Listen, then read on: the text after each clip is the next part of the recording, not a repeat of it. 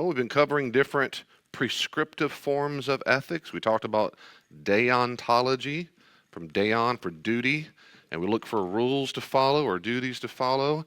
And then we switched over to letter D on your handout, the consequentialist or teleological ethics, and one in particular called utilitarianism. And that's basically consequentialist ethics or teleological, as you might imagine, always looks for the consequences. So the point is the actions themselves are not inherently moral or immoral. Whether you actually murder, it's the consequence it has. And that's a very different way of understanding it. And so if you're a consequentialist or teleologist, you're always looking for the one that leads to the best possible outcome. Always, always, always. Which also means that if you don't do something they think you should have done in order to save the most amount of people or whatever, you have a large negative responsibility. How could you let that happen is spoken by a true consequentialist. How could you let that happen? A deontologist would never say that. Basically, I'm being hyperbolic. They would never say that. They would never say, how could you let what happen? I follow the rules. How could you let that happen? And consequences, well, that's, what? Um, so the most well-known form of consequentialism is utilitarianism. And that, of course, is where you're trying to produce the most amount of good for the most amount of people, basically at all times. We talked about how it makes some sense to do that. It's intuitive. Yeah, you want to save a lot of people, so forth. But there's some difficulties with that because we said it's difficult or impossible to tell exactly what's going to happen in the future. No one knows exactly what it is. You can actually live it out. No one's going around all the time going, okay, every single action I ever make, how will this affect everybody? We talked a good bit about it. Do the ends always justify the means? Okay. Then we caught up to this area of Christianity and utilitarianism. So 4 questions of anything I've covered so far on that. Any questions or comments about that? Any questions or comments about that? Well, in Christianity utilitarian, here's some very particular things you might think about. Christians have a prima facie, that is at face value, obligation for utility, doing the most amount of good of the most amount of people, right? We want to help others and avoid hurting them. Sure. That's a typical response as Christians at face value, sure. But there might be other times when God's will overrides utility. So here's some strengths of utilitarianism from a Christian perspective. Well, it presupposes a world that's predictable to some degree because God has made things with cause and effect. So that's good. Yeah, makes sense. And there's the strength of that is that we can think, well, if this happens, this probably will happen. Yeah. It emphasizes the well-being of other humans, keeps it accountable not to be selfish because we're always thinking about what's best for Bonnie. That's my goal in life is, in general, does this help Bonnie or not help Bonnie? And that's good. Yeah, it's Christian. And and of course, it emphasizes egalitarianism. We show no favoritism, rich, educated. We don't say, do I save one or save the 30? Well, what are the 30 like? Are they my enemies? Are they richer? Are they white? Are they my race that I prefer? Are they a political party? Utilitarian would say it doesn't matter, doesn't matter, doesn't matter. And so there's, obviously in the Christian perspective, there's strengths to that. No doubt about it. Okay, so there's some weaknesses, utilitarian from a Christian perspective. Weaknesses, like human well-being is important, sure, but there are many other things that are just as important, some that are more important. For example, devotion to God, self-control, purity, forgiveness. There are things that matter to God beyond just whether or not other people flourish, you might say. Some would argue that. They would say there are things that are also important, not just the most amount of happiness for someone else. Remember, utility is at its core. It's a sense of making sure their well-being. Christians might say some other things matter more. Another weakness is it allows no limit to what people can do as long as it serves the betterment of the majority. Well, what if it served the majority to torture or to kill these 30 people so I can get all the resources? Well, it helps the best, helps the rest of the people. Well, we'd argue that's not good. Utilitarians fail to recognize that we have obligations to God as well to our fellow human creatures. God is the ultimate value, not humans. And so we forget that. So there's no limit ever as long as just other people are. And Christians will say that's not good because they're not the ultimate value in life. God is. And so we can't make all of our decisions just on whether or not Bonnie's happy, though I want to. And I tried. I did try. Christianity is more than just action and consequence. It includes character or virtue development, which we'll talk about in a little bit. So there's some weaknesses, but you have biblical examples of consequentialist ethics or a result. And there's tons of examples I put on the screen here. I won't look all these up. You can if you want. In fact, toward the end of the study, we will go over some exact examples. So any time a result or consequence is given as a motivation, that's a kind of consequentialist ethic. Every single time. That's interesting. Yeah. So right in Luke's gospel, Jesus gives the parable of the person the shepherd who leaves 99 to save the one. Right. He didn't sacrifice 10 to save the other 90. Right. Well, right. Right. So in that parable, it's an example of how much he cared so much about the well-being of the one. He doesn't want anyone not to be saved. I agree with that. He chases people. Right. Now, utilitarian might say that's right and that's good. That doesn't mean that's the form of ethics we should adopt. They might say that was just how Jesus chose to live his ministry. It doesn't mean that's how we're supposed to make all our ethical decisions. And then you might say, no, it is an example of how we should make our ethical decisions. That's right. So that is a perfect analogy of consequentialism. Oppenheimer. So the development of the atom bomb and then eventually a hydrogen bomb. That's exactly right.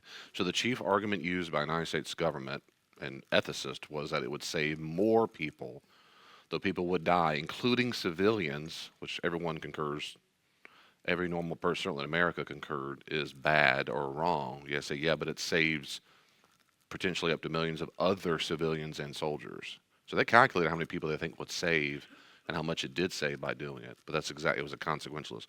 Deontologist says, no, you cannot do that because it violates several things. It violates what they would consider what's called the just war. You're supposed to, you warn them. We did warn them, from what I understand, that you're going to be hell to pay. There's going to be really bad for you. But they're not. We have a nuclear bomb that will explode a city. As far as they weren't told, because the secret. So they weren't told in just war theory. So to tell them exactly what's going to happen. We're going to invade you, basically. It's like what Israel did at Hamas. We're going to give you so many days to get all that people out. We're going to wait. That kind of stuff is a purely Judeo-Christian mindset. Other people don't give a rip about giving people a chance to get out. You want to kill everyone possible. So they would say, some argued that it violated that. Others argue that it doesn't matter if it saved all these people. You did something inherently wrong by killing. And they would say, not why, because you didn't kill just soldiers. And if you could bomb just a soldier fort, it might be makes more sense. But all the civilians died. The consequences would say, yes, nevertheless, it still saved so many lives, like on a scale. That's exactly right. That was the argument for it. In general, based on historians I've read, that's right.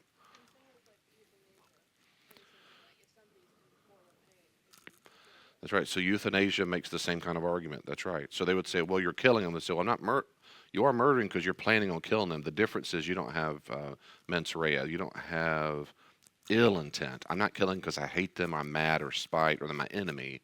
I'm doing it in order to cause well-being. They're in pain. I can end the pain.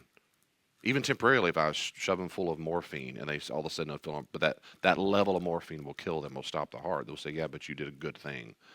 And the deontologist will probably say, no, you didn't do a good thing because you deliberately killed a person. And they would say, we have the rule not to kill people outside of God sanctioning it. So deontologists say that's why they say can't do that. Others say, yes, you can, because the consequence of, that's right. Those are great examples. What another example? What are some other examples of, because last time you brought these up, this is good. What else comes to mind? War, yes.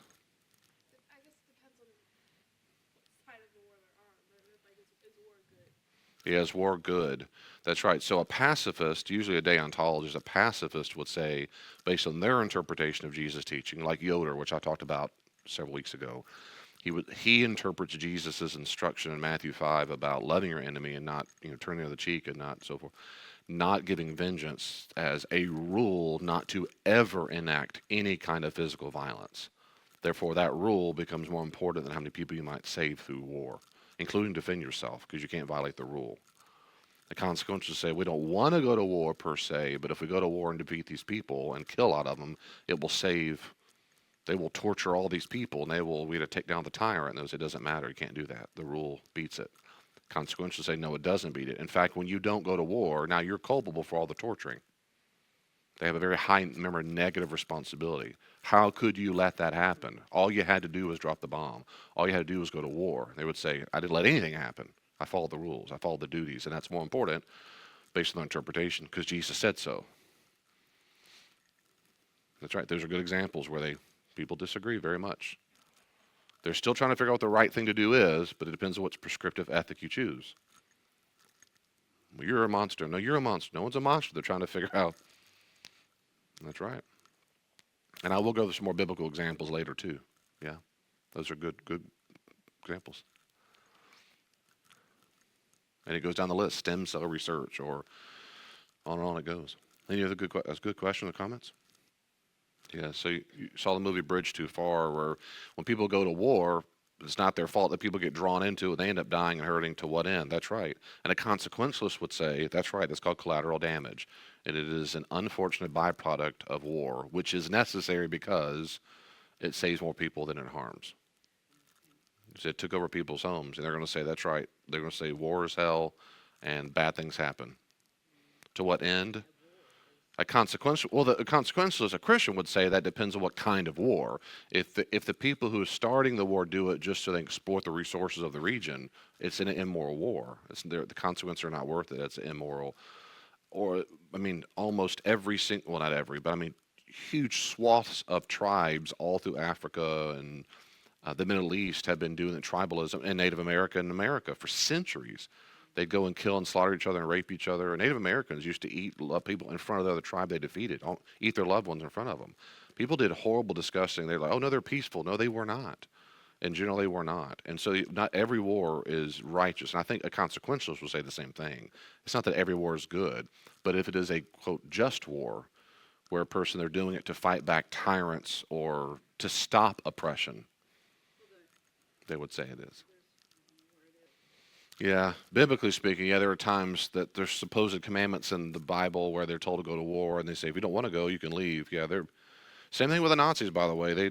There's a common belief that well, if the soldiers said no, they would have been killed. There's not a single instance, any time ever, that a person was imprisoned or hurt if they could have conscientious refusal to do that. And I've seen so many documentaries on this. They've interviewed tons of Germans. They're like, well, yeah, I was at Auschwitz. I was blah blah blah. Like, yeah, I saw it. I was there. Yeah, I was a guard. I was proud to be there. There's no sense of, oh, I didn't know what to do. I hated it. And that's any war. Yeah, in Israel, supposedly, yeah, and I say supposedly because I could talk afterwards about that, but that's right. But they would say, you said to what end? They would say to the end of God's judgment. That is the end of it. That's the reason why it's occurring. Yeah. So if that happened the way it's described, you'd have to meet an Israeli soldier who's been commanded to go kill all these people. They might go, I don't want to do this. A deontologist would say, you've been commanded by God. Now you have the moral duty to go do it. It's not true? Well, it might be. Afterwards, we can talk if you want. It's problematic, not because God doesn't have the moral right to do it. Sure he does. He's God and he has the right over all human life, but it is problematic. So that's good. Good question, good comments. Good stuff. Anybody else? Go ahead. So I gave that analogy earlier, actually. That is good. That's right. So in the movie The Imitation Game, where they break the Enigma code, the machine, and he realized now we can go. They realize where all the warships are, and some American caravans and transports are they're going to go down because the Germans are sending their submarines, and they can see that on the map when they do the coordinates. And like, we got to tell them right now they're going to go down, and they had to say no. It was a big scene where the main character, we can't do this because if we do that, the Germans will know we broke the code, which then we have to start all over again because they'll just change the machine. In fact, we've got to be extremely strategic with this. They can only use the information at certain times to save certain people so the Germans don't realize. That's right. So a deontologist might argue, and they would say that we have the moral duty, what we call the preservation of human life. We have the moral duty to preserve human life, and we know that we can preserve human life. Now we got to say no. A consequential say no. We have to preserve the most amount of lives, and that's right. Utilitarian says the most amount of good for the most amount of people, and to do that, you have to not save them right now. Would Spider-Man be a deontologist? I don't say more. I've never thought about that exact question. Okay, yeah, those are the great power have great responsibility. Yeah, Uncle Ben said that. Yeah, that's right. That's right. They would say, and I have to follow that rule. So therefore, I have the responsibility to save everyone in front of me. That's right. And but consequentially might say have the great response. You know, with great responsibility comes great power comes great. That he consequential will say I have the great responsibility to save the most amount of people. But a deontologist, again, you can find this abhorrent because utilitarian might Spider might say, um, well, here's an example. Here's an example where this is classic. It's the stereotypical. This probably will happen when AI takes over in every single book and movie. The first thing they do when they come awareness basically is realize that there is one great enemy that faces humankind, and it's humans. So the AI attacks humans. It's Terminator. It's the I don't know, it's the Marvel universe. They're always that's the first thing. The point is right. So now it's time to kill all the cities. They knock out. They send nukes and kill all the main, and then of course robots take over because humans are the greatest threat to themselves. That's consequentialism. So to save the most amount of people, or what's his name? Who's the main bad guy in the Marvel? Thanos, right?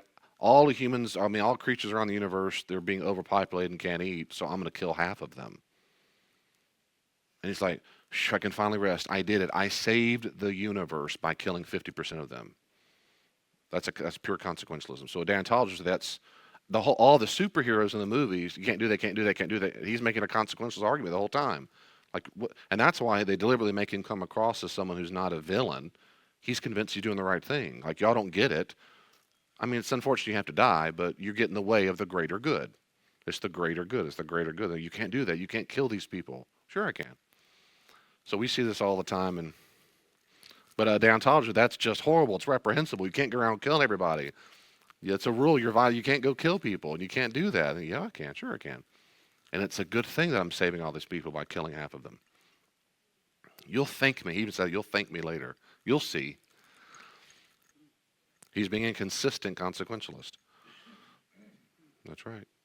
Hitler made the same kind of argument against the Jews. They're not people. They're vermin, and they're the downfall of Europe. And so once we kill them all, you'll see that Germany will no longer have any problems, and Europe will have a. Once we get the pure race, they'll see. They'll appreciate this.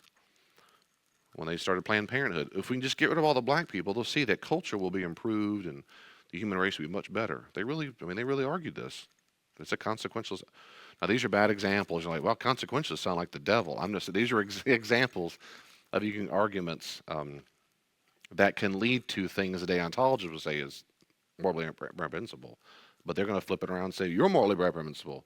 Why do you not want to save the race? Anyway, I'll go ahead. Any questions or comments about that? Anything else? Are the Nazis the one who decided that the Jews are vermin? No, ma'am. It was a anti-Semitism traces go back for a long time, really the medieval times, for a long time. But the Germans sure made it well known. They literally changed all the children's curriculum and youth curriculum and commercials and everything they did. They changed radio. Everything was changed to make sure Jews were always the villains. All the pictures changed them to look. I've seen so many documentaries. They look really ugly. They're disgusting. They're always trying to steal things. They could work magic. They could shape shift. That's back to the old Islamic thing. They still believe that. They teach that in certain hadith that the Jews can they can change shapes. Um, Muhammad said that. He said they can be rats or they can be scorpions.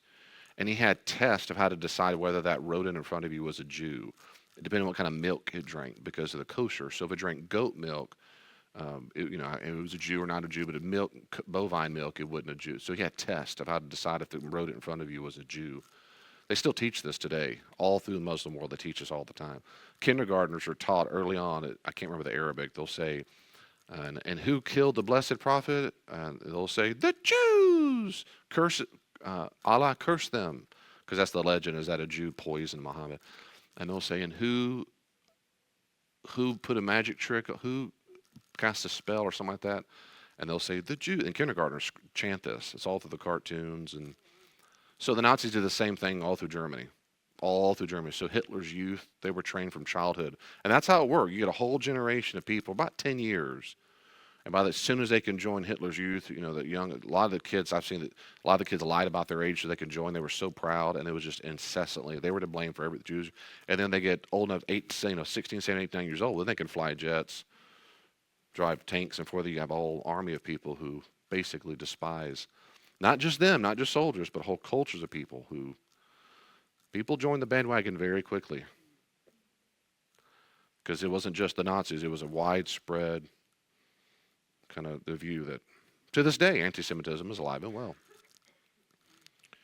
They just took advantage of it very, very well. I mean, it's disgusting and stupid, but good question. Yeah, anything else? Speaking of Nazis, let's talk about virtue ethics. I'm kidding, that's not about Nazis. That's okay, so there we go. Virtue ethics. This is the third major kind of prescriptive ethics. So we talked about deontology, and then consequentialism. Here is virtue ethics. Virtue ethics is an approach to ethics that emphasizes moral character over rules or consequences as the key element of ethical thinking. So rather than focusing primarily on what one should do, as in deontological ethics, or the results of an action, as in consequentialism, virtue ethics centers on what kind of person one should be. What kind of person one should be. Virtue ethics concentrates on cultivating good character traits or virtues and avoiding bad ones we call vices. That's the goal. You want to build up good character traits, virtues, and you want to get rid of all vices. Moreover, to be a truly good person, it's not enough that one simply do the right things. One must also feel the right way and do the right things with the right motives and intentions. One must possess a certain kind of character. So they always ask the question, this is the leading question, what kind of person are you going to be? And you might say, and whatever you are, whatever you be, the natural fruit's going to come out of your character, like Jesus says in Matthew 12, right? You'll know a tree by its fruit. You naturally produce, that is, your behavior naturally flows out what's in your heart and your mind. And that's what their chief goal is, building up moral character, moral virtues. So what is virtue? I'm glad you asked. Virtue, from the Greek word arete, refers not just to moral virtue, but also to excellence or goodness in any field or capacity. Like Plato and Aristotle, anything that was fully excellent, it had virtue. But eventually got narrowed down to just character inside of a person. So technically speaking, virtue is excellence, but it's a type of habit. It's a habit as an inclination or disposition to act, think, or feel in a certain way. And habits are tendencies or patterns of behavior or thought. They're tendencies or patterns. Therefore, a virtue is a habit to act, think, or feel in a way that disposes a person to act in ways consistent with moral reason. One more time. So virtue is a habit to act, think, or feel in a way that disposes a person to act in ways consistent with moral reason. So I have the habit of, they would say, of being honest. I have the habit of being generous, the habit of caring for others more than myself, the habit of being selfless. And that is a virtue. A virtue is a ingrained, habitual, inchoate desire to act, think, and feel in a way that's constantly leading towards virtuous behavior. You might say just comes naturally. That's the goal, is to develop my character such that virtuous and to have a virtuous character, so that by default I do naturally virtuous things, just like Jack does on a daily basis over here. Just he wakes up living the dream life of virtue. That's the whole goal of today's study. He said amen. So here's some elements of virtue theory. Here's some elements of them. Well, virtue ethics focuses on the whole person, not just particular actions. So I'm going to emphasize this to make sure you get this. Instead of discussing good and bad acts, virtue theorists discuss what makes a good or bad person, a person of virtue or vice. So moral formation in a person's character is the goal. Not just how many people you save, not based on the rule as it were, but you, the person. Is it forming you? Well, what constitutes good depends on the person's, you might say, cosmology, that is the worldview, and the place in that worldview. If you believe in the Christian narrative, then certain virtues will exist in your value system that non-Christians will not believe are virtuous. Christians believe in humility. Non-Christians do not believe that's a virtue. Humility is not it's a Christian virtue. Almost uniquely. Almost uniquely. I've heard this, some Jewish thinkers I like, they're like, we don't believe in humility. That doesn't make any sense. The Christian go, yeah, it does, because of Jesus, but that's the humble thing. Self-sacrifice, some other religions believe that, but that is a Christian. It's not uniquely Christian, but it is Christian, self-sacrifice. Being a service-minded, nonviolence, at least interpersonal nonviolence. So we believe those are good things, good virtues, and we're trying to shape our character to be like that. So that's the main thing, that they focus on the whole person, for sure, inside the person. Letter B is virtue ethics places actions within the history of the person. So virtue ethicists believe deontologists, rule people, and utilitarians, consequences of the people of the group, make the human condition absent from moral questions. Should one go to war, or should one have an abortion? Look at the rules or look at the consequences. But they're going to, virtue ethicists are going to say, listen, humans make moral decisions, and humans have a type of character and a long history of decision making. So you need to look at the person, not just rules and not just consequences. For example, abortions for non-Roman Catholics and for Roman Catholics are very, very different. And the rules and consequences, but you need to look at the long history of that. And inside the person, does it shape you to be the kind of person who does this or not do this abortion? I see page 37, don't worry about that. Eating meat for vegetarians or non-vegetarians. There's a long history of why they do this and why it may form a person a certain way. You have different reasons for that. When you do something good, we might say, I can't imagine doing anything else. I can imagine. I've always done that. That's what a virtue is. It's a habit. I want to form a long time. Wow, you're so kind to those people. Well, thank you. I've been in this for years. I've been forming this. I've been working on my virtuous character. It's all my history. I've been in this for a long time. And if it's not in your history, you got to shape it to where it becomes part of your history. So again, virtuous persons are virtuous because they demonstrate a pattern of certain virtuous habits, not just a few instances. Being kind or honest. Good for you. You were nice today. I'm a virtuous person. They would say, no, you're not. Good for you that you were kind, but that's not in your character yet. They're trying to build that up over the long haul. Long, long time. So it's in the person, not, and of course, there's a history of that. And then for virtue ethicists, actions both reflect who we are and determine who we are. So it works both ways. Our character is reflected in our actions determine our character. And it does. So you'll see what a person, again, you'll see what kind of tree they are by the fruit it produces.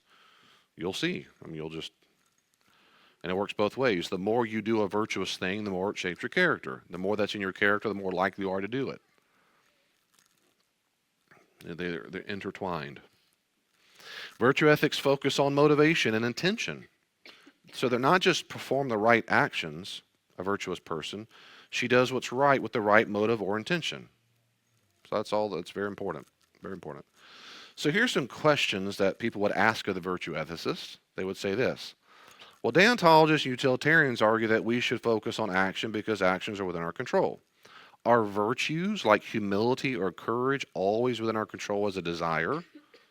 They would say if it's not, then you're wasting your time.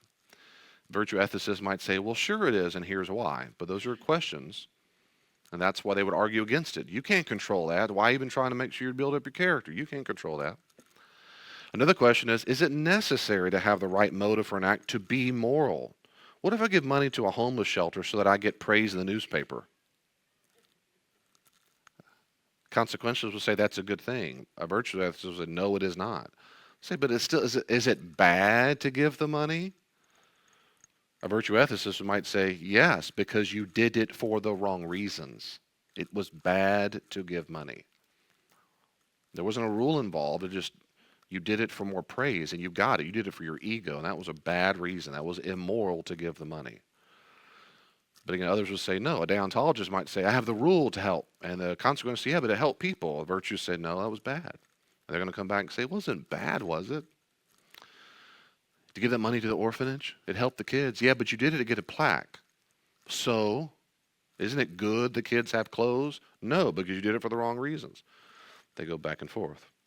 Another question is, what if we do something out of several motives or desires, especially they're mixed morally? For example, I wanted to help my homeless people, and I wanted to get praise for being a generous person. Like both were true. And they would say, I don't know what to do with all that. That's some of the questions they would ask back. Let me pause here for a second. Any questions or comments about that?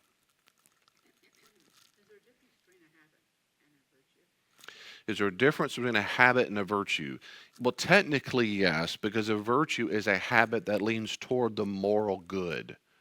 So I might have the habit of going to the restroom in the morning, but that's not a virtue. I might have the habit of drinking before I eat my food, that's water, but that's not a virtue. So virtuous is a morally good habit. Does that make sense? And then they say, what's good? And that's what the person says, well, it depends on your moral values. You have to get those from somewhere. But once I decide they're moral goods, I want those things in my character. And when I do that over and over and over, that's a virtue. So it's a good habit. Morally good habit is what I mean. Back to my example of, well, what's good? A Muslim might think things are morally good and have a virtuous character, and a Christian go, well, some of that is, otherwise it's not. Yes, it is. Well, we disagree a different worldview. Or a Jew or a non-Christian might say, I'm developing my virtuous character, which I'll give you some examples in a second. And they did. They did. I mean, pagans said it for a long time. The Christians come along and say, well, we have different moral goods, which means we have different virtues. Sometimes they overlap. Sometimes they do. So various questions. So I have this on your handout, I think, so that you didn't have to write on type all this out. So virtue and Jesus' character. I originally had something typed differently, and I originally, when I first do my notes, a long time I taught this, I called it sanctification, and I dropped that word because that's not in the Bible. And there's a translation for that in the Bible, but I still will tell you that's not what it means. Sanctification in the church all my life means like growing up to be more like Jesus, getting more and more holy. And both are wrong. That's not what sanctification means. And holy is not a moral category. It's a common misconception. It's just not that. And so, if you want, I'll explain more. But that's not what it means. Holy means to be co-identified with God. It's not a moral character. It is not about moral character. And everybody teaches that wrong. That's just basic Hebrew and Greek. It's not what it means. So when I talk about virtue, I mean something along the lines of, what does it mean to have virtuous character? It means the process by which a Christian participates in Jesus' character, which is characterized by certain virtues. So when I say Christians, if you were to say this, Christians are developing, they're going to be a virtue ethicist. I'm going to say, where does your good come from? We're going to say basically it comes from Jesus and his Holy Spirit that gives us a life to be like him. Not like Muhammad, not like Kung Fu Tse or Confucius, not like the president, but through Jesus. And so then a virtue ethicist will go to say what Jesus said or did, or the early church, and say, here are all the things Christians should do, or rather should be like. And so here's an example I put on the screen in your handout of various virtues that a typical Christian virtue ethicist would say, these are the kind of habits, Bonnie, you ought to have all the time. So humility, right? Humility or meekness, sometimes translated that. And if you want, we can unpack all these if you want, which is fine.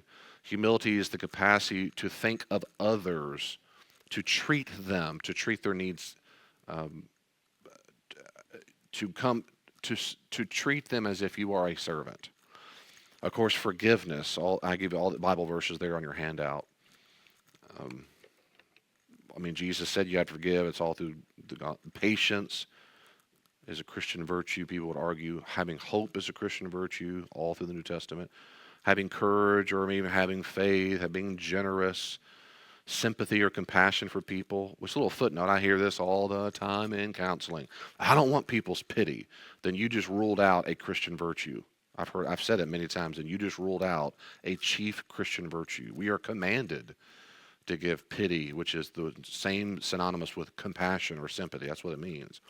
But when you struggle with shame or pride, you don't like compassion. So you're choking yourself off from receiving a very, very important Christian virtue. Love is a Christian virtue. Honesty, gentleness, kindness, self-control, joy. We got a laundry list of Jesus in the early church. So these are various Christian, as a virtue ethicist would argue, these are the kind of habits that a Christian virtue ethicist would say you're supposed to be inculcating these things. You're supposed to live in such a way that by default you're the person who's showing this fruit. How do you do that? You have to be gentle to get more gentle. And gentleness starts, and I've been working on that for years. I had that one in particular, gentleness. Kindness and self-control and joy. The more you do it, the more you do it. And so a virtue ethicist is going to ask the question, if someone says, what's the right thing to do? They're going to say, which action or behavior is the one that inculcates my character to be like this? That's the one I know is the right thing to do. That's good. She said, I think of joy more as emotion than a virtue. That's right. I actually agree. I think joy chiefly is an emotional state. But certain virtue ethicists will say, no, it's not.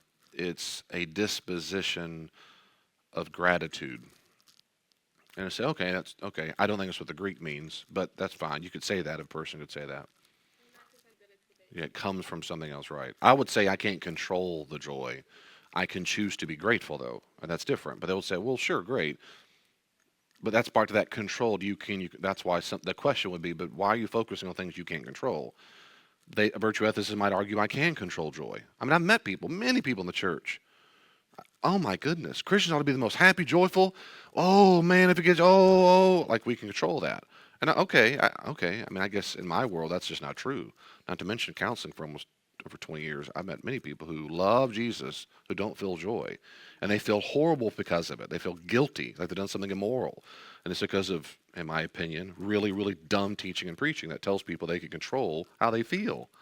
I don't find that persuasive. They might go, right, David, I hear you, but joy in Galatians 5:12 isn't a feeling. Okay, I disagree with them, but I'm giving you a list of typical things a Christian virtue ethicist would say. Yeah, choosing to focus on certain emotions. Right, it's not negative or bad if you're sad, you're saying, but in general, that Christians are people who focus on more likely to be joyful and so forth. Yeah. Okay. Yeah. Even then, I'm with you. I wouldn't call that having the virtue of joy. I would call that something else. The virtue of being open-minded to experiencing joy. Yeah. Some people get in the rut of Well, that's a long. Yeah. Yeah. Some people are just sad. Some people are just depressed. Some people choose to focus on the negative because they're pessimists, because it brings them attention or it feels good. And I would say that's not a virtue. That's a vice. But I say that very nuanced because there are people who struggle with that. They're like, well, I don't mean to. I know you don't mean to. I'm not talking to people who don't mean to, but there are people who do mean to. And that's different. Yeah. But these are just some. I mean, you go down a long list of everything Jesus taught and everything he did and say, those are all the habits you're supposed to do. So if I go out in the world and I say, what am I supposed to do right now? They would say, what inculcates virtuous character? Should I help the homeless person right now? But if you help them, it'll enable them to go get drunk. You're supposed to follow a rule. They'll say, no, do I generate more generosity? Does it shape my character to give right now? And if it does, do it. If it doesn't, don't do it. Right, so in Matthew 6, you're quoting Jesus when he says, yeah, don't pray so that your words or that you're seen as pious. And when you give, don't give so that you're giving praise, but do so in secret. And so that's right. So you say, is that an example of virtue ethics? Probably so. Yeah, person probably make the argument.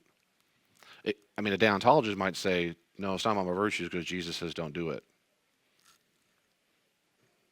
And that's what a lot of people do. That they'll do the same thing. They'll make rules out of everything he ever said. A deontologist they look for duties all the time. They don't care about context. But a virtue ethicist says, no, it is. Am I at a four-way stop in the middle of the cornfields and no one's around? Do I have to stop? A deontologist says, yes, you do. That's the rule. A virtue ethicist might say, does it help me form responsibility in obedience to the law? Yes, I need to stop. A consequentialist will say, no, you don't. You're not going to hurt anybody if you run this stop sign. In fact, you'll help more people if you get to the party early. You can serve. And a deontologist say you broke the rules. That was immoral. A virtue of this might say you're immoral too, because you've disobeyed, and now you're more likely to be a rebel, and rebel is a vice.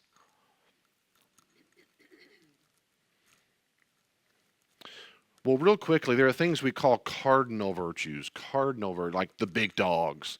And historically, these are what they are, historically. In the ancient world, Plato, Aristotle, Seneca, Marcus Aurelius, so these are ancient Greek and Roman philosophers, they came to a consensus or the basic virtues. And this is an ancient world. If you do time travel, is if you walked around the street, probably the everyday person believed these are the big dogs. This is what it means to be a virtuous person. You have wisdom, or they would say, we translate it prudence. You would have wisdom, courage, justice, temperance, and self-control. Those are the biggies, the big five. So to be a virtuous person is to be wise, courageous, just, that is fair, and temperance and self-control are similar. Temperance. No, actually 4. I said 5. I meant 4. I'm sorry. You can say temperance or self. That's the same thing. Sorry, I meant to say 4, not 5. So wisdom, courage, justice, and self-control. Wouldn't use the word temperance much anymore. In America, temperance typically associated with alcohol, but that's not what they meant. They meant self-control. They want to come back next week and wrap this up. But then there are Christian cardinal virtues, and we'll wrap those up next week. But those are our main cardinal virtues.